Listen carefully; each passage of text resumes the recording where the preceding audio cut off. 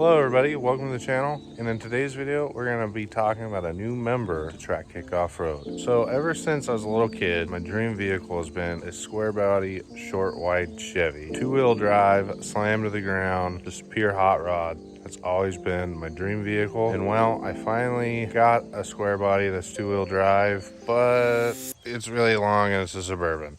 So it's not quite my dream vehicle, but it's a start. As some of you might know, I had a GMC S15 or a Chevy S10, same thing. I traded it for the Suburban, which I think was quite the come up. This has, it gets worse gas mileage and it has more miles, but it's way cooler because it is super clean other than an exterior.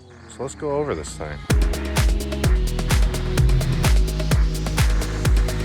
So this is a 1991 GMC Suburban. It is the last year of the square body Suburban, and man, does it look cool, but it sure is a boat. This thing is massive. This is the biggest vehicle I've ever owned, and I absolutely love it. Now, it's not the rock chips, the dents fading in the hood, the paint peeling away on the side, the super ugly roof, or this crazy gash that sold me on making this trade happen. It was that this Suburban was well taken care of.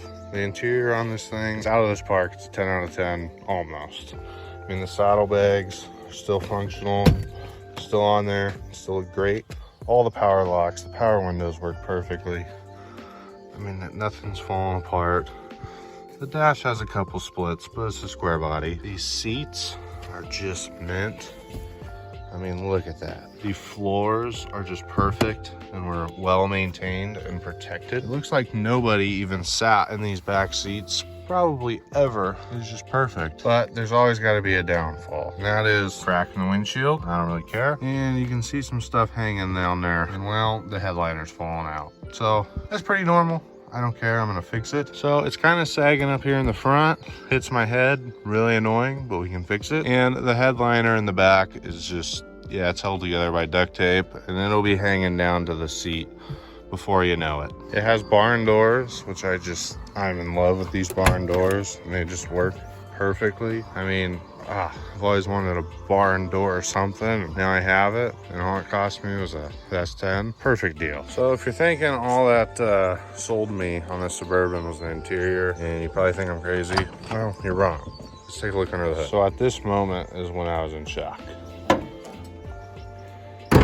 This Suburban has 194,000 miles on it, and you wouldn't even be able to tell. I mean, it looks almost brand new under here. It blows me away. The engine doesn't leak a drop of oil or coolant. Transmission doesn't leak a drop. Transmission fluid shifts perfectly. This thing purrs like a kitten. For all I know, this could be a whole new engine and a new transmission, but who knows? I mean, it's just so perfect. And you're probably looking at it like, oh, it looks like it has AC. Yeah, the AC on this works amazing. I mean, for a 91, it blows the old Dodge out of the water there. Well, that doesn't run, but the AC in this worked better. I mean, it's insane. And the fact that it has the factory jack kind of, blew me away. You don't see that very often. This is a 5.7. It's a 350 TBI. I mean, you just bump the key and this thing fires right up. It's not the most desired engine, but it runs good. Really a nice package overall. Transmission is a 700 R4. It shifts beautifully. Again, probably not the best transmission there is out there, but the sky is the limit, and we can do a lot of things with this. But it runs great. Gets 10 miles a gallon, so we might as well go till it blows. And something I thought was really odd,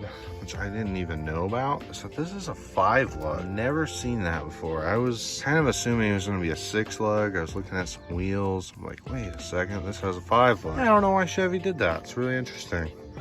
I mean, there's only 5 of those boys there. One less lug nut holding this wheel on. Kind of sketch. And correct me if I'm wrong, some of you might know this. I think this lug pattern is the same as the Geo Tractor lug pattern. Not that I would put those wheels on here or anything, but just interesting. So again, it has some cosmetics, that probably need fixed, maybe. Probably not. I don't really care. It doesn't bother me. American flag's kind of faded. Probably peel that away just because you can't even see it. I mean, this side is pretty. Looks really good. Other than this fender, I mean, this side is just mint. It's just perfect. So this thing drives perfect. I mean, just beautifully. I was blown away when I first drove it. I mean, just how smooth and how straight. It's just so flawless. I mean, this one owner rig and it just drives like sailing a yacht. Maybe. I don't know. I've never sailed a yacht, but it is so smooth. It's unbelievable. So I'd have been dumb to say no. So again, it might not be the short, wide, square body that I've been dreaming about. It's pretty close. Maybe. Not really. But you know, it's got a bunch of extra feet behind it, but it's still really cool. Either way I look at it, it's a come up.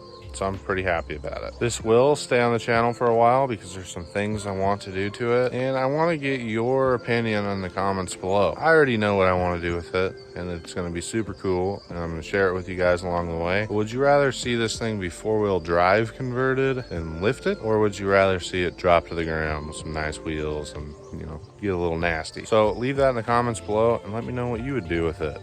I already know what I'm going to do with it, but I'm interested in seeing what you would do with it. So we're not taking a pause on the Clyde build, but we're taking a pause on the Clyde build because things are really expensive and the things I need to do to this are super cheap and it's just, you know, cosmetic at the moment. So we're going to go ahead and fix those things and I'm going to share those. And, you know, we'll kind of see where we land with it. So stay tuned. Don't forget to subscribe because in the next video, I'm going to show you how to fix the headliner. I'm going to say temporarily because I would like to just replace it in the future, but it's going to be a good fix. So in the next video, I'll be showing you that. So I hope you like what you see, and I hope you like it enough that we see you in the next one. Thanks for watching.